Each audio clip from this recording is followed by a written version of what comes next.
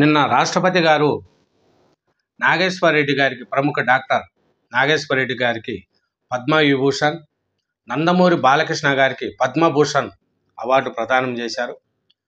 అట్లే తెలుగువారికి 4 పురస్కారాలు వచ్చాయండి.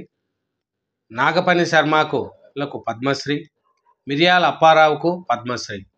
అట్లా తొలి విడతగా 71 మందికి పౌర పురస్కారాలు రాష్ట్రపతి భవన్లో అందజేసింది ద్రౌపది ముర్ము రాష్ట్రపతి గారు. నందమూరి బాలకృష్ణ గారికి పద్మభూషణ్ అవార్డు వచ్చినప్పుడు కుటుంబ సభ్యులతో అందరూ వెళ్ళారు.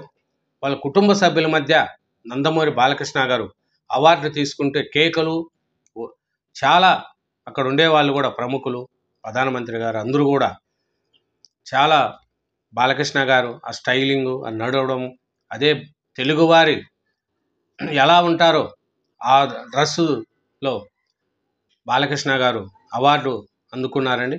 అవార్డు అందుకున్న టైంలో మంత్రులు, కేంద్ర మంత్రులు అందరూ కూడా చప్పట్లతో బాలకృష్ణ గారికి స్వాగతం పలికి పద్మభూషణ్ అవార్డు తీసుకున్న నందమూరి బాలకృష్ణ గారికి శుభాకాంక్షలు తెలుపుతూ